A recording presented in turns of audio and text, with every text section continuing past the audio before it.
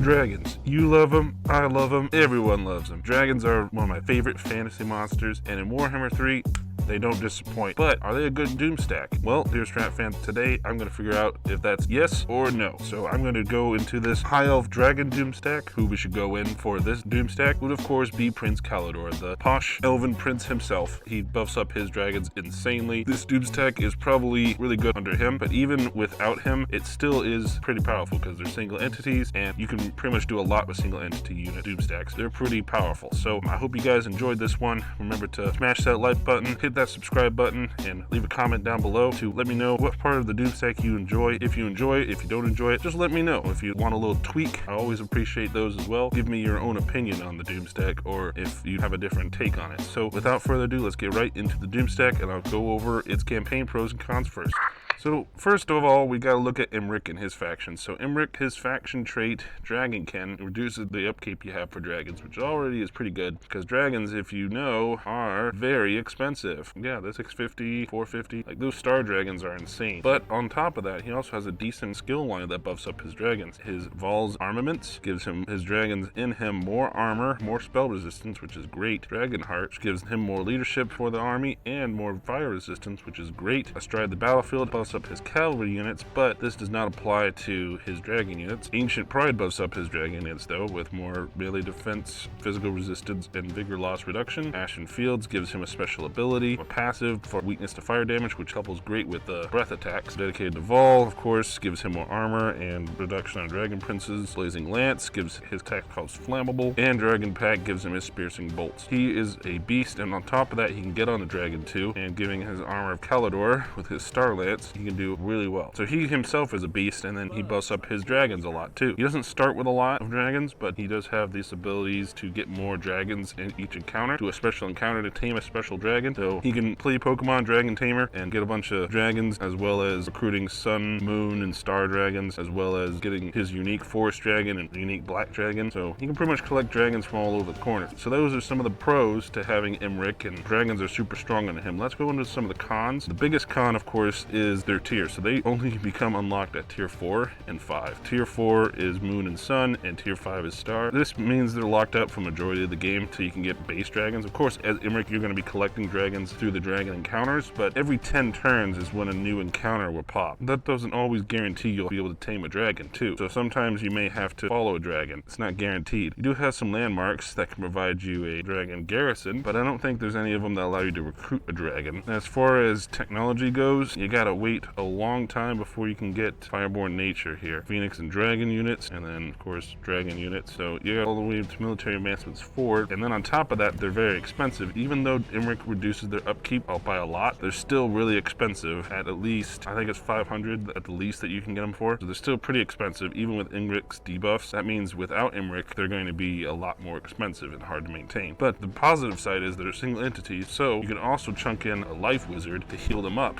really easily. So there's a plus to that as well. But that's more of a battle plus. So now that we've gone over the pros and cons of the campaign map, let's go into some battles, and I'll show you how well it does against all of these forces.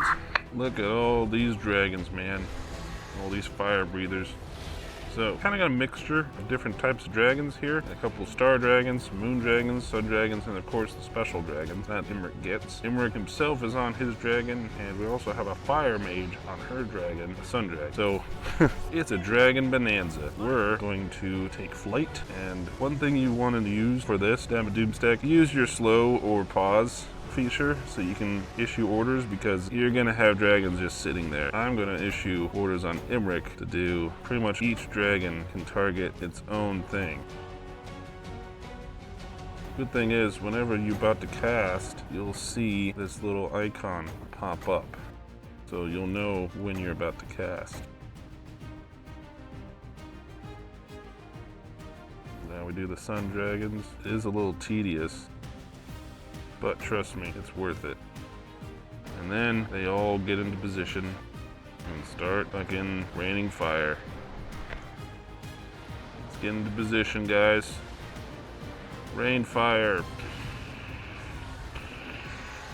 Look at that, look at that. Oh my lord. Oh, Jesus.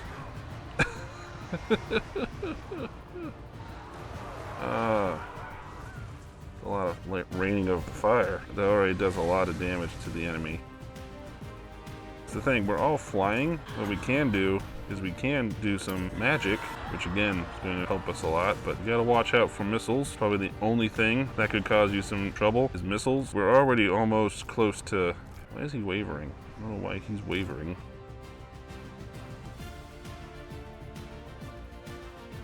You can double click as well. If you try to do this like I am right now, I think they're routing because they're flying. I think that's why. You need to land a few of them, which could be a problem. Oh no, that is not good. A lot of them are routing now. Even though they all start wavering a little bit or shaken because of the morale debuff from flying, you must attack by land, stuff like that. You still have a lot of them that are flying and can help out with breaths. Alright, let's have all three of these star dragons and this noxious dragon help out with breaths. Their final breath. Let's see. Final breath on the blackguard. Look at that. That is insane.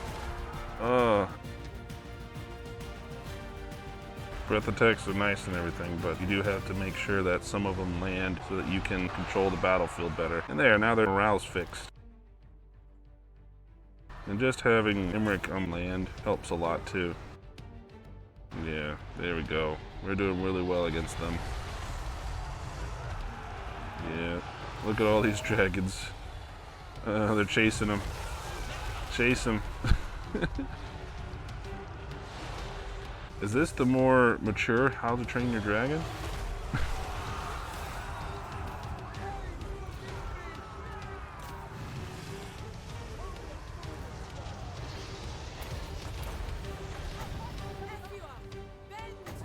Alright, that was against a Dark Elf army. Doing pretty well, pretty well.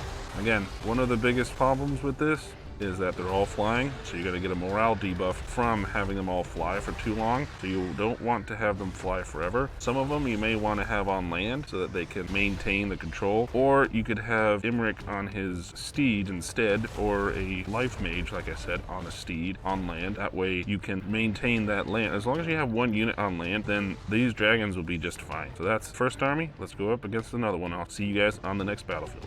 Alright, so for this composition, we have a couple troops on the ground to help give us that battlefield supremacy. That should hopefully keep these dragons from losing extra leadership due to only flying units. I've also brought only star dragons on top of the special dragons, and I have a life mage. Like I said, these life mages with regrowth or earth blood on a bunch of dragons can help keep them alive. They're really, really good with single entities, and I would advise any Doomstack player with single entities to bring a life mage, or if you have access to that, life or vampires or whatever has a lot of healing spells like Nurgle, life, vampires. And I also brought Swordsmaster Repulse just for that extra bit of earth blood, and also because he's a good melee combatant and also can pretty much hold down the fort on the ground, whereas the life mage has to stay in the back. So let's go into the battle against the boii.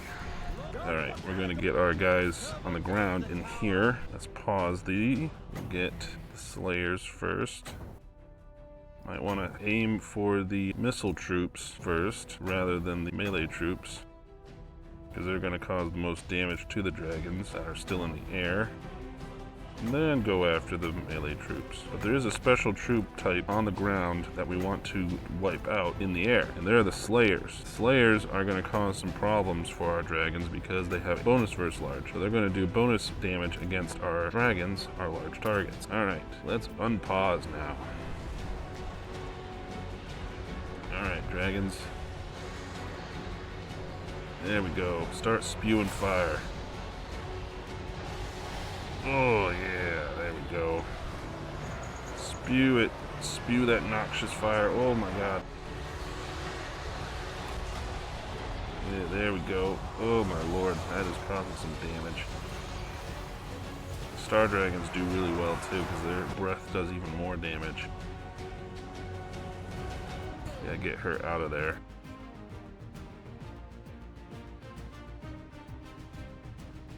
Yeah, just be careful going down on the ground.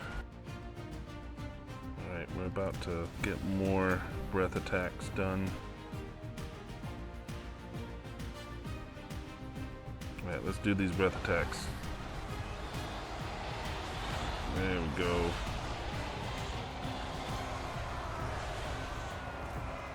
Let's get these guys down as well. Always want to remember, keep a nice eye out on these single entities. You don't want to get caught out in the open.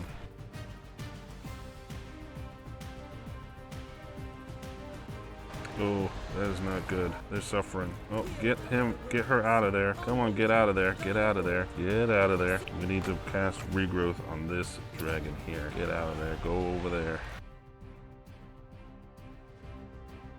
There we go. That's a nice chunk of damage. Got some more damage there on these two.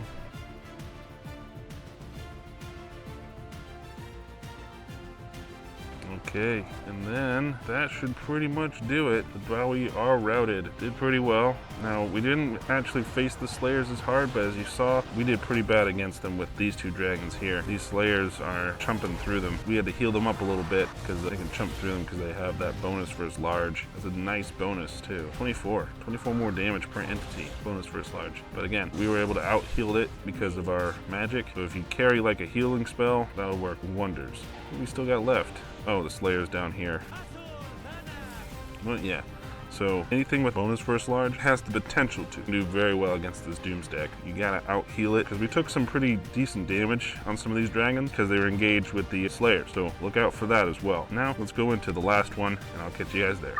Alright, and here we are, the final one. Pretty much the same setup. We're gonna go up against the demons this time, so I can show you how well we do against forces that have, I don't like to say time limit on their lives or nothing, but forces that disintegrate, because dragons do a lot of burst damage. So you're gonna do a lot of damage very fast, and it's gonna hit them to the point where they're gonna start disintegrating, or in the forces of chaos, vanishing. I don't mean to brag, but this might be a great counter to chaos, you know? Don't mean to brag or nothing, but that's what it seems like to me, at least. Alright, let's play and have our dragons go after them. Alright. Alright, dragons, do your thing. Do your thing, dragons. Let loose. Boom. Boom. Let loose. Oh, my lord.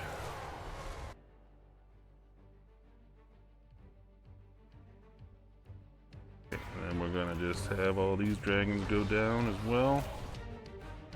That's the thing, we're even doing well in the air against the Demon Prince because he's not exactly known for being that good.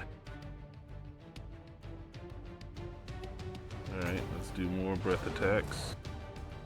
Let's get our guys up here now. Have him go up against him. She's gonna come up here and do some heals on whoever needs it. And that's also a thing, our breath attacks don't do almost no damage to our own guys, so we're gonna do just fine, you know, against anything, really.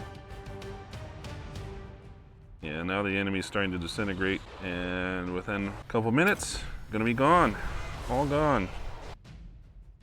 Then we're gonna take back to the skies. Like, look, they do insane in melee combat against anything.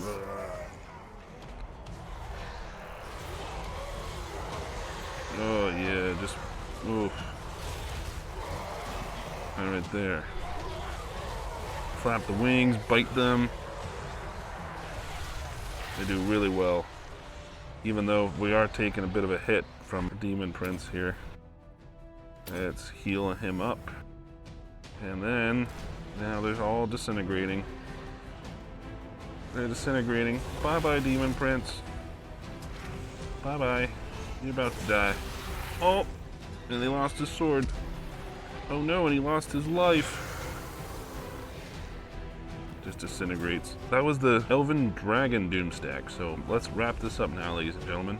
So I hope you guys enjoyed this Doomstack guide. The Elven Dragon Doomstack is insane. All you really need to do is make sure you bring one unit that can live on the ground, either the Lord or a hero that can do that. That way you don't get a morale debuff, which is actually pretty ingenious, so it's not exactly a full Doomstack, but it can still act as one. And if you can bring something like a life wizard or any healing wizard, you're going to be able to keep your dragons in the fight longer. You'll just be able to really utilize them. And of course, with 3 breath attacks per dragon, you're just going to be able to eviscerate anything. So I hope you guys enjoyed this Doomstack, and I believe believe it is a Doomstack, not a dumbstack. It's really good, really versatile. There's only a few things you gotta look out for, like bullets versus large, missile units, and maybe some powerful heroes that can deal with them. But if you surround them with your dragons, you'll be able to deal with them no problem. So hope you guys enjoyed this one, and remember as always to keep it strategic, Strat fans.